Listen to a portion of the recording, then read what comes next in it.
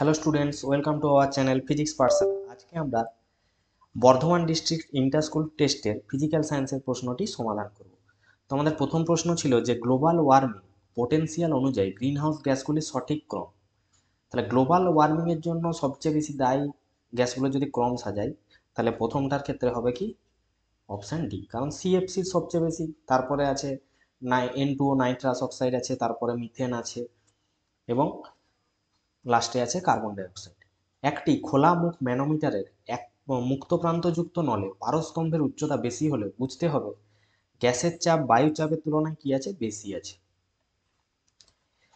বাষ্প ঘনত্বের একক কি? না, বাষ্প ঘনত্বের একক কিন্তু নেই। একটি তরলকে ধাতব পাত্রে রেখে যদি উত্তপ্ত করা হয়, এই ঘটনায় কোন ধরনের প্রসারণ আমরা দেখতে পাবো? না, 3 ধরনের প্রসারণই কিন্তু দেখা যাবে। আলোর প্রতিসরণের চ্যুতি শূন্য হওয়ার জন্য আপতন কোণের মান কত হতে হবে? তাহলে আপতন কোণও কি হতে হবে? শূন্য হতে হবে। প্রতিবিম্বের রৈখিক বিবর্ধন এম দিয়ে প্রকাশ করি, লেস দেন 1, এটা সর্বদা কার ক্ষেত্রে হয়ে থাকে? না, এটি উত্তল দর্পণের ক্ষেত্রে হয়ে থাকে। বৃদ্ধাঙ্গগুলি দ্বারা তড়িৎ প্রবাহের অভিমুখ নির্ধারণ করা হয়, এটা কোন ক্ষেত্রে দেখতে পাওয়া যায়? না, দক্ষিণ মুষ্টি যে নিয়ম সেখানে দেখা যায়। থ্রি পিন প্লাগের সবচাইতে মোটা এবং বড় যে পিনটির সঙ্গে বাড়ির লাইনে যুক্ত রং কি হতে থাকে? মানে আর্থ যে লাইন সবচেয়ে মোটা এবং যে বড় পিনটি থাকে, তাহলে এটা রং কি হয়ে থাকে? না, এটা রং হয়ে থাকে সবুজ। নিউক্লিয়াস থেকে যদি একটি বিটা কণা নির্গত হয়, মানে কি পারমাণবিক ক্রমাঙ্ক 1 বাড়বে, অর্থাৎ প্রোটন সংখ্যা কি হবে? বৃদ্ধি পাবে। তাহলে অপশন বি হবে রাইট অ্যান্সার। সবচেয়ে বেশি তড়িৎ ধনাত্মক এবং সবচেয়ে বেশি তড়িৎ ঋণাত্মক মৌল কোনটি? দেখো, সবচেয়ে বেশি তড়িৎ ধনাত্মক বললে সিজিয়াম এবং সবচেয়ে বেশি তড়িৎ ঋণাত্মক বললে কিন্তু ফ্লুরিন।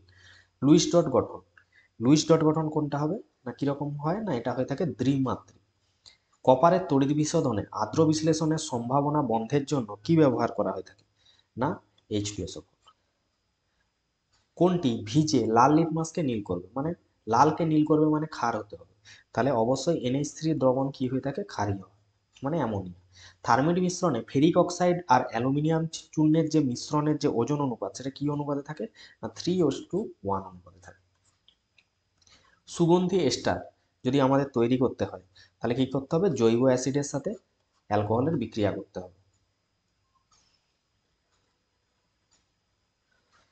এরপরে আছে বিভাগ খ, বায়ুমণ্ডলের কোন স্তরে কৃত্রিম উপগ্রহ আমরা স্থাপন করি? তাহলে এটার অ্যান্সার কি হবে? না, এটার অ্যান্সার আমরা বলতে পারি থার্মোস্ফিয়ার। থার্মোস্ফিয়ার। সিএফসির একটি উৎস, অবশ্যই আমরা এটা ছোটবেলা থেকে পড়ে আসছি, জানি যে এটা হয় রেফ্রিজারেটর। রেফ্রিজারেটর মানে ফ্রিজের কথা বলা হচ্ছে। নাইট্রোজেনের অক্সাইডগুলির মধ্যে কোনটি ওজোন স্তরের ওজোন অণুকে সরাসরি ভেঙে দেবে? কে ভেঙে দেয়? না, এনু বা নাইট্রিক অক্সাইড বলতে পারি। নেক্সট আছে যে আয়তন স্থির থাকলে গ্যাসের অণুগুলির গতিবেগ বৃদ্ধির ফলাফল কি? দেখো, গ্যাসের গতিবেগ যদি বৃদ্ধির হয় তাহলে কি কি বাড়বে? এক হচ্ছে গ্যাসের অণুগুলি কিসের সৃষ্টি করবে? পাত্রের দেওয়ালে, না হচ্ছে একটা চাপের সৃষ্টি করবে, তাহলে অর্থাৎ গ্যাসটির চাপ বৃদ্ধি পাবে এবং গ্যাসটি ক্রমাগত ছুটি করার ফলে একটা যান্ত্রিক শক্তির উদ্ভব হয়, সেক্ষেত্রে কি হবে? উষ্ণতাও কিন্তু বাড়বে, তাহলে চাপ আর উষ্ণতা এই দুটোই কিন্তু ইনক্রিজ করবে। একটি 10 লিটারের পাত্রে, তাহলে দেখো 10 লিটারের পাত্রে মানে আমাকে কি গিভেন দেওয়া আছে? না, V1 দেওয়া আছে এবং প্রেসার P1 দেওয়া আছে। এবার বলেছে পাত্রটিতে যদি একটি ছিদ্র করি, পাত্রটিতে কি কোনো গ্যাস থাকবে? না, সত্য না মিথ্যা? দেখো, P1 V1 সমান আমরা পড়েছি P2 V2, তাহলে দেখো V2 সমান নিশ্চয়ই আমরা লিখবো কি P1 V1/P2, এটাই স্বাভাবিক। এবার দেখো আমাদের যে চাপ দেওয়া আছে সেটা হচ্ছে 5 অ্যাটমসফিয়ার এবং আয়তন ছিল 10 লিটার বাই, এবার বাইরে যেহেতু আমি ছিদ্র করে দেবো, বাইরের তাপমাত্রা কি আছে? ধরে নিচ্ছি 76 সেমি পারস্তম্ভের চাপ, বা আমি 1 অ্যাটমসফিয়ার বলতে পারি, তাহলে আয়তন কত হবে?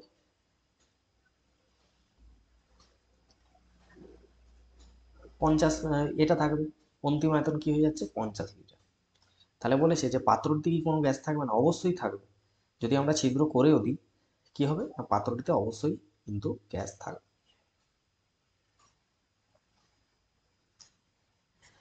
2.5 বলছে যে, তাহলে এটার অ্যান্সার কি হবে? না, এটা মিথ্যা। গ্যাস থাকবে। কোনো কঠিনের আয়তন প্রসারণ গুণাঙ্ক তার ক্ষেত্র প্রসারণ গুণ অপেক্ষা কত বেশি?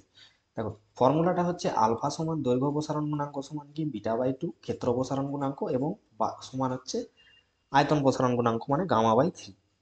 তো এখানে কার কার মধ্যে রিলেশন চেয়েছে? আয়তন প্রসারণ গুণাঙ্ক আর ক্ষেত্র।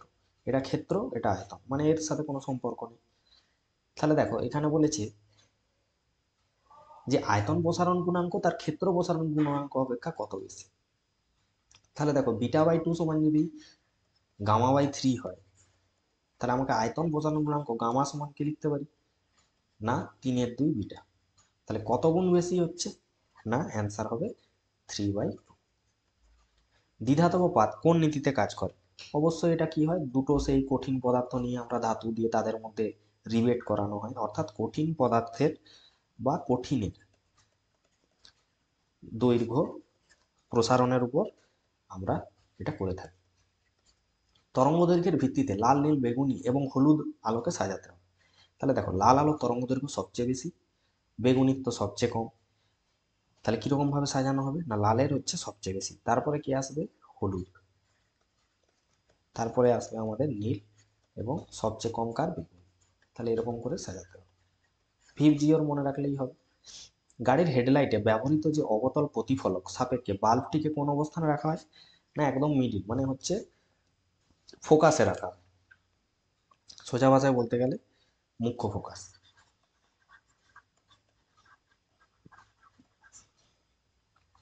এবার বলেছে 10 ভোল্ট বিভব পার্থক্যে 0.2 কুলম আধান যদি পাঠায় কৃত কার্য কি? তাহলে ফর্মুলা কি? না ডাব্লিউ সমান হয় ভি ইন্টু কিউ।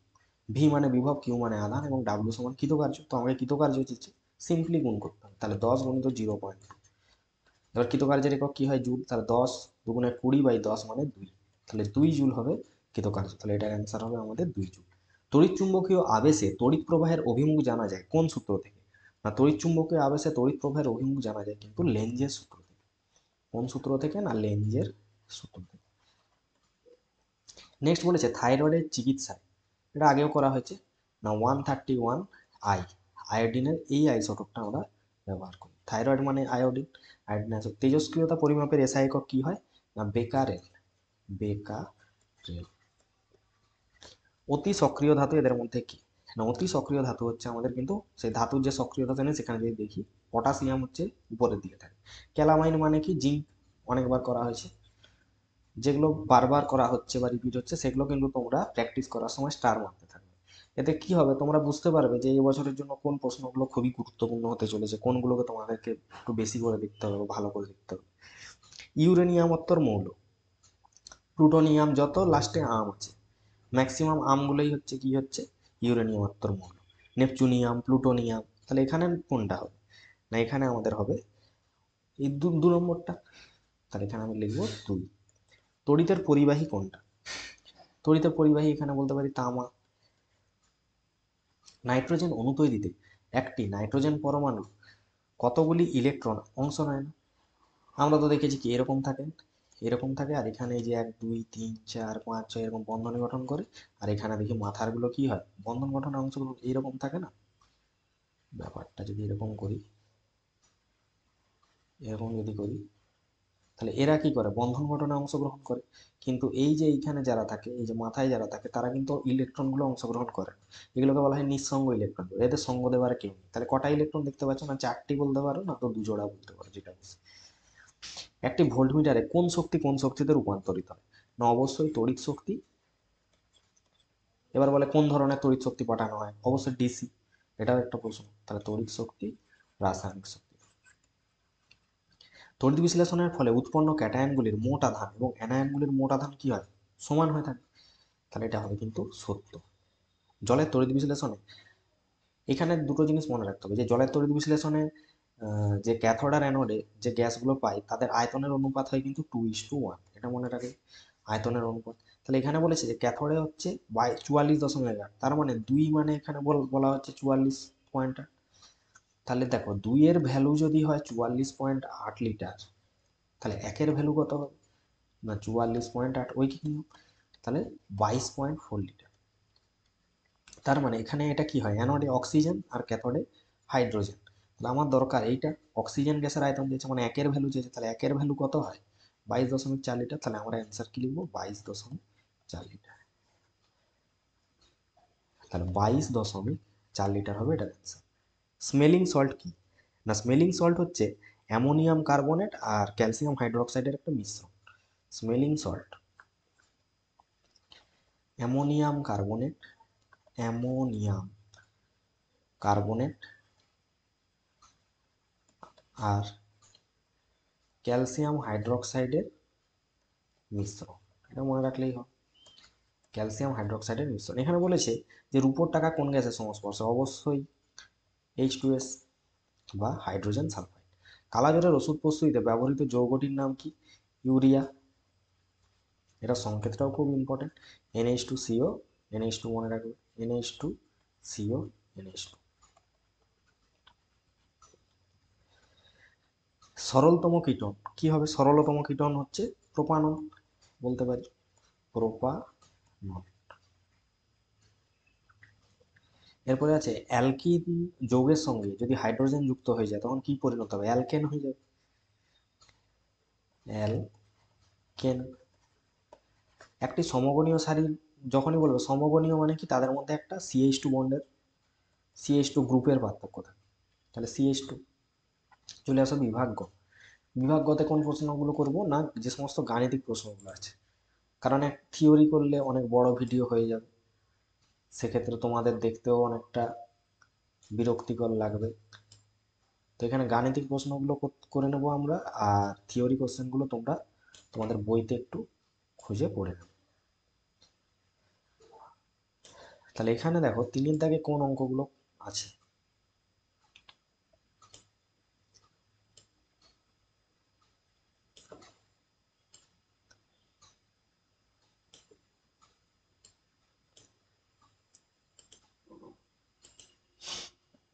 তাহলে দেখো প্রথম অঙ্ক আছে 30°C উষ্ণতায় 5 অ্যাটমসফিয়ার চাপে NH3 ঘনত্ব কি হবে? তাহলে NH3 এর আণবিক ভর যদি বলি তোমাকে বের করতে, তাহলে এটা কি হয়? 14 নাইট্রোজেনের এবং হাইড্রোজেনের 1 × 3 মানে আণবিক ভর হচ্ছে 17। এটা কার মান? M এর মান। এবার দেখো এখানে আমাকে বের করতে বলেছে ঘনত্ব, তাহলে D সমান কি ফর্মুলা আছে? PM/RT লিখা। তাহলে এখানে প্রেসার কত আছে? এখানে প্রেসার আছে 5 অ্যাটমসফিয়ার। M কত পেলাম? 17। আর এর মান কি হয়? 0.082 ইন্টু, এখানে আমার দরকার কি? টেম্পারেচার। 30°C মানে কত লিখতে পারি? 30°C মানে 273 প্লাস 30 করলে ক্যালভিনে কনভার্ট হবে, তাহলে এটা আসবে 3, 7 3 10, এরপরে 303 ক্যালভিন। তাহলে এখানে দিলাম 303। ব্যাস, এবার এটা তোমরা কাটাকাটি করে যা আসবে সেটাই হবে কিন্তু অ্যান্সার। এটা গেল 3.2। এবার 3.2 এর অরে আছে একটি বেলুনে 95 সেমি পারস্তম্ভের চাপে এত লিটার গ্যাস আছে। যদি উষ্ণতা একই রেখে, স্থির উষ্ণতা মানে বয়েলের সূত্র, চাপ কমিয়ে 76 সেমি করা হয়, পারস্তম্ভে আনা হয়, তাহলে বাতাসের কি আয়তন হবে?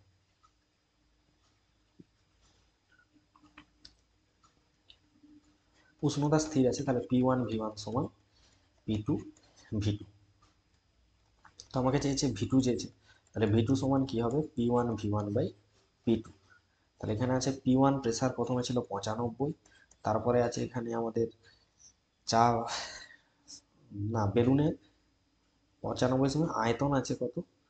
0.8 লিটার বাই, এখানে আছে 76।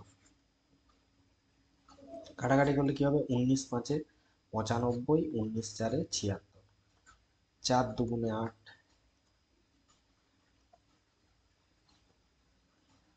4×2 = 8।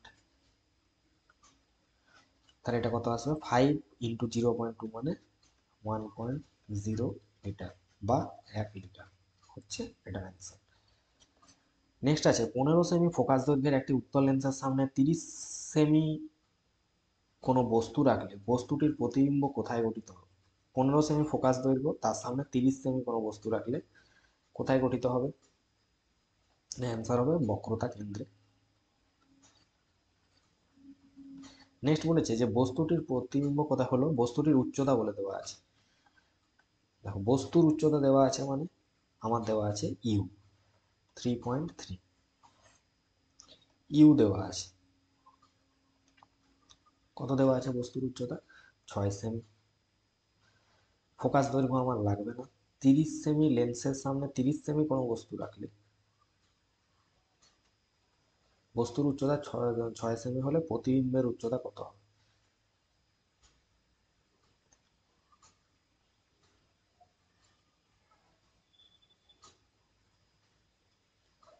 বস্তুর উচ্চতা দেওয়া আছে H1,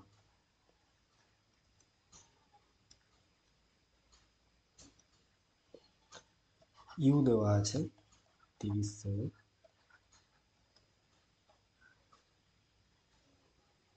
আমাকে চাইছে H2 চেয়েছে। দেখো রৈখিক বিবর্ধন এম সমান একটা হয় ভি বাই প্রতিবিম্বের দৈর্ঘ্য বাই বস্তুর দৈর্ঘ্য, আরেকটা লেখা হয়ে থাকে প্রতিবিম্বের উচ্চতা বাই এটা। তাহলে কোন দুটো মান এখানে আমার দেওয়া আছে?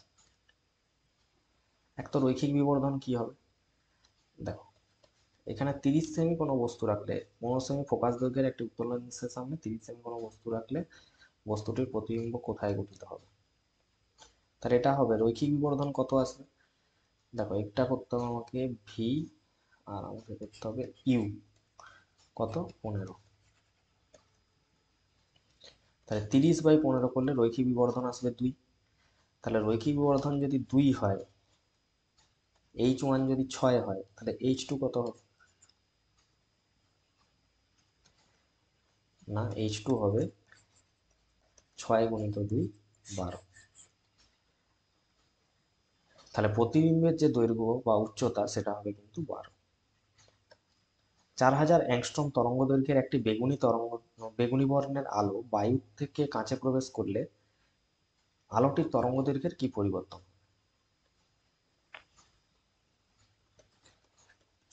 দেখো তরঙ্গ দৈর্ঘ্যের সাথে কি সম্পর্ক আছে না, পরম প্রতিসরাঙ্ক কোথা থেকে কোথায় আসছে, বায়ু থেকে কাঁচে, এটা সমান কি হয়ে থাকে না শূন্য মাধ্যমে তরঙ্গ দৈর্ঘ্য বাই কাঁচ মাধ্যমের তরঙ্গ দৈর্ঘ্য, ল্যামডা জি বলছি এক্ষেত্রে। তাহলে এখানে ল্যামডা জি সমান বায়ু মাধ্যমে যে প্রতিসরাঙ্ক হয় কাঁচে সেটা দিতে হবে, আর এখানে তরঙ্গ দৈর্ঘ্যের মান দেওয়া আছে, ল্যামডা জি সমান কি লিখতে হবে 4000 অ্যাংস্ট্রম বাই কাঁচের যে প্রতিসরাঙ্ক হয় 1.5, সেটা দিয়ে ভাগ করতে হবে। তাহলে 4000/15 ইন্টু এখানে 10 করবে, 5×3 = 15, 5×2 = 10। এবার বাকিটা এখানে যেটা আসবে সেটাই হয়ে যাবে কি ওই কাঁচ মাধ্যমে তরঙ্গ দৈর্ঘ্য কত হবে পেয়ে যাবে। তো এখানে বলেছে কি পরিবর্তন হবে, তাহলে অ্যান্সারটা বের করলেই পেয়ে যাবে কি পরিবর্তন হবে। নেক্সট আসছি বিভাগ ঘ। এখানে বলেছে প্রথমে আছে যে প্রশ্নটি 4.2, এনটিপিতে 1 লিটার কোনো গ্যাসের ভর দেওয়া আছে 3.17 গ্রাম, গ্যাসটির আণবিক ওজন আর বাষ্প ঘনত্ব নির্ণয় করতে হবে।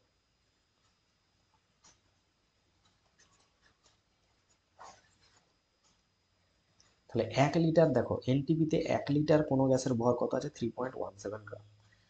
তাহলে এনটিপিতে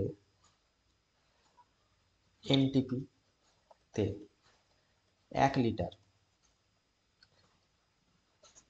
গ্যাসের ভর কত বলে দেওয়া আছে, গ্যাসের ভর 3.17 গ্রাম।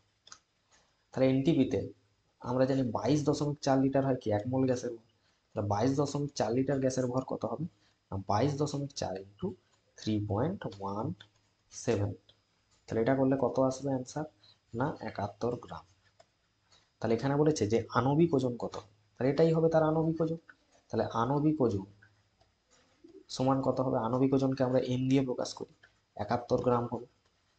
আমাকে জিজ্ঞেস করেছে বাষ্প ঘনত্ব, বাষ্প ঘনত্ব কত হবে, তাহলে বাষ্প ঘনত্ব ডি সমান লেখা হয়ে থাকে m/2। তাহলে একে যদি আমরা 2 দিয়ে ভাগ করি কত আসবে 35.5। তাহলে বাষ্প ঘনত্ব কত হবে না 35.5, তাহলে এটাই হবে অ্যান্সার। নেক্সট বলেছে যে 200 গ্রাম মার্কিউরিক অক্সাইড থেকে যে পরিমাণ অক্সিজেন পাওয়া যায়, কি পরিমাণ পটাশিয়াম ক্লোরাইডকে উত্তপ্ত করলে সেই নাকি একই পরিমাণ অক্সিজেন পাওয়া যাবে এবং এখানে Hg দেওয়া আছে পারদেরটা এবং পটাশিয়ামের দেওয়া আছে। তাহলে দেখা যাক কি হচ্ছে। দেখো প্রথমে যদি আমরা মার্কিউরিক অক্সাইডকে উত্তপ্ত করি তাহলে কি কি পাবো? এক তো পাবো পারদ আর দুই পাবো অক্সিজেন। তাহলে এখানে মার্কিউরিক অক্সাইডের কত হবে? মার্কিউরিক অক্সাইডের হবে, বলেই দিয়েছে পারদের 200 প্লাস অক্সিজেনের তো আমরা জানি 16, তাহলে এখান থেকে আসবে 216 গ্রাম। আবার এদিকে দেখো অক্সিজেন কত পাচ্ছি না, হাফ ইন্টু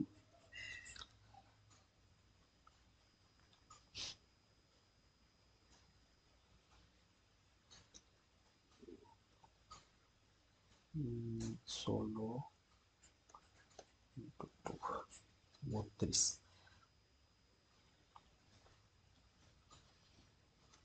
আচ্ছা আগে যদি আমরা মার্কিউরিক অক্সাইড যেটা আছে তার মোল সংখ্যাটাকে বের করি, মোল সংখ্যা কত হবে? NHCO বলছি, মার্কিউরিক অক্সাইডের মোল সংখ্যা হবে 200/216 মোল। মানে এখানে প্রশ্নে কি দেওয়া আছে দেখো, প্রশ্নে দেওয়া আছে যে 200 গ্রাম মার্কিউরিক অক্সাইড থেকে, তাহলে 200, আর গৃহীত ওজন বাই আণবিক ভর, তাহলে গৃহীত এখানে ওজন হচ্ছে 200 গ্রাম আর আণবিক ভর কত হলো মার্কিউরিক অক্সাইড 216, তাহলে এখানে পাচ্ছি 200/216 হলে এত মোল।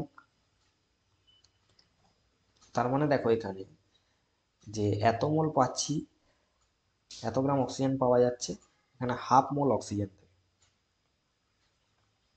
বা এত মোল Hgo পাচ্ছি হাফ মোল অক্সিজেন, মানে এর যেটা আছে তার হাফ। তাহলে এখানটা এক কাজ করো, এখানটা আমরা করে দিচ্ছি,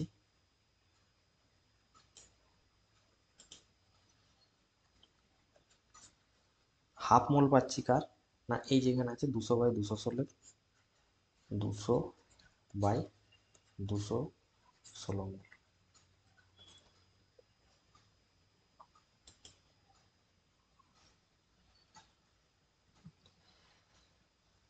এবার আসো KClO3। KClO3 তো জানি যে 2KClO3, এটাকে যদি আমরা তাপ দিই তাহলে হয় 2KCl প্লাস 3O2। তাহলে এখানে কত মোল অক্সিজেন উৎপন্ন হচ্ছে? 3 মোল।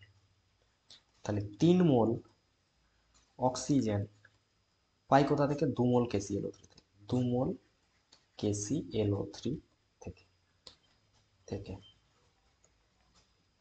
তাহলে আমার এখানে কত হচ্ছে দেখো, যে কত মোল এখানে অক্সিজেন পাওয়া যাচ্ছে না, এত মোল মার্কিউরি অক্সাইড পুড়িয়ে তার হাফ, মানে হাফ মোল অক্সিজেন থেকে। তাহলে এখানটা আমি লিখতে পারছি কি না, 200/2 এর সাথে এটা গুণ করলে কত হবে না 432, এত মোল অক্সিজেন পাবো। কি লিখবো না 2x2/3×432। তাহলে এটা যখন দিয়ে কাটাকাটি করি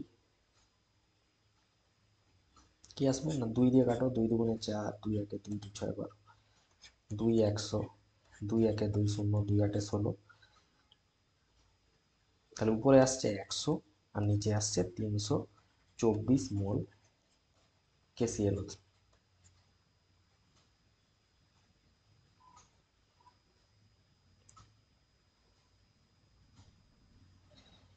এবার KClO3-র আণবিক ওজন যদি দেখি কত আসে, দেখো পটাশিয়ামের হয়ে থাকে 39, ক্লোরিনের তো জানি 35.5, আর অক্সিজেনের 16×3=48, এটা টোটালটা যোগ করলে আসছে কত 122.5 গ্রাম, এটা আসছে KClO3।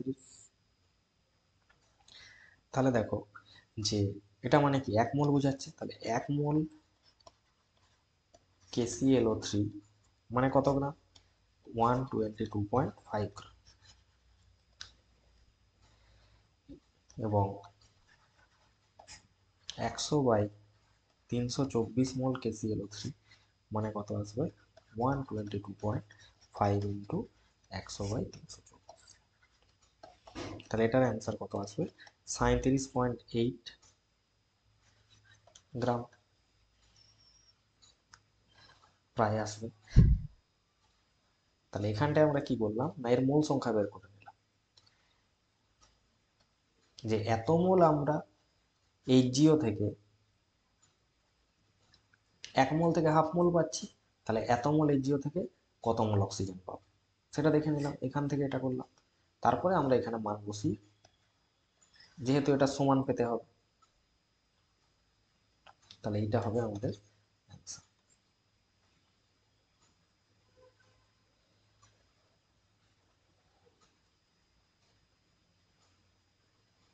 নেক্সট এখানে আছে, এটা 12 ভোল্ট না হয়ে এটা হওয়া উচিত ছিল 12 ওয়াট ক্ষমতা দেওয়া উচিত ছিল।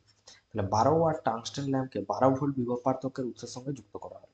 ল্যাম্পের প্রবাহমান দেওয়া আছে, তো আমাকে বলেছে ফিলামেন্টের রোধ। তাহলে আর সমান কি লেখা হয় না, v²/p। তো ভোল্টেজ কত, 12 ভোল্ট, এবং ক্ষমতা কত আছে, এটা যদি 12 ওয়াট ধরতাম, তাহলে আমরা বলতাম যে বাতির রোধ 12 ওহম।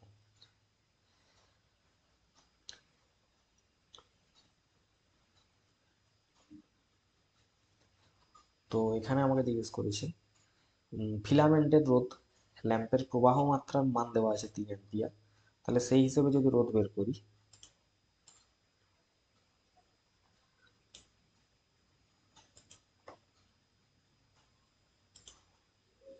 এটা ওয়াট না করে 12 ভোল্টই থাকুক, কোনো অসুবিধা নেই। এখানে বলেছে উৎসের ল্যাম্পের প্রবাহ মাত্রার মান যেহেতু দেওয়া আছে, আই এর মান দেওয়া আছে, ভি দেওয়া আছে, তাহলে রোধ কত হবে, ফিলামেন্টের আর সমান ভি সমান আই আর হয়, আর সমান ভি বাই আই করে দাও সিম্পল, তাহলে 12 বাই এখানে আমি 3 করে দিই, প্রবাহ মাত্রা মানে কত হয়ে গেল, ফিলামেন্টের রোধ 4 ওহম। ল্যাম্পের ক্ষমতা পি বের করানো দেখবে কিভাবে পি বের করা যাবে, এবং এখানে বলেছে 5 ঘন্টায় ব্যয়িত শক্তি। তো যেহেতু এখানে ব্যয়িত শক্তি বের করতে হবে, তো এখানে একটা ওয়াট তো দরকার ছিল, যে মোট কত ওয়াট খরচা হচ্ছে, বিওটি ইউনিট বের করতে হতো। তারপর তো মনে হচ্ছে এটা ওয়াটের কিছু একটা দেওয়া উচিত ছিল, তো আশা করছি অঙ্কটা একটু ভুল আছে কোথাও।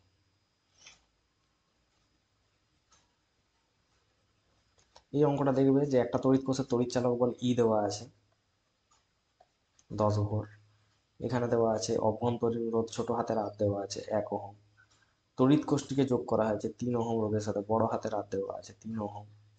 তো এখানে প্রবাহ মাত্রার মান চেয়েছে, তো এখানে আই এর মান চেয়েছে, এটা বের করতে হবে।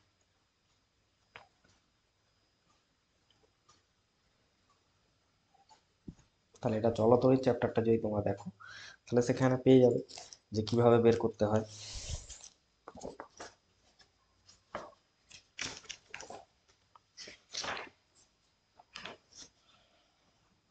তো এখানে যদি বলি, এটার ফর্মুলাটা সম্ভবত ছিল যে ই সমান আমরা করে থাকি কি, I capital R plus I into small R, দিয়ে লিখতাম কি আই ইন্টু আই আরটাকে আমরা ভি বলে দিতাম। তাহলে এখানে কোষের তড়িৎ চালক বল দেওয়া আছে, তো সেখান থেকে আমাকে আই বের করতে হবে, আই সমান হচ্ছে আর প্লাস আর লিখতে পারি,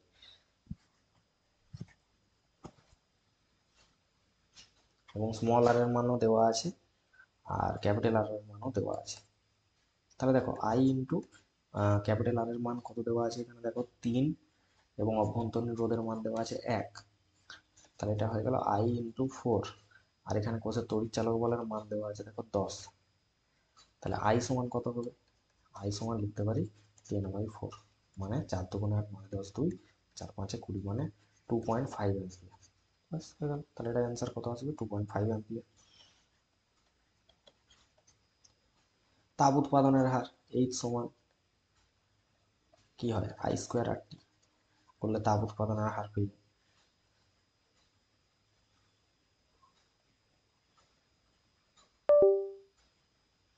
তাহলে এই ছিল আমাদের বর্ধমান ডিস্ট্রিক্ট ইন্টার স্কুল টেস্টের সলিউশন।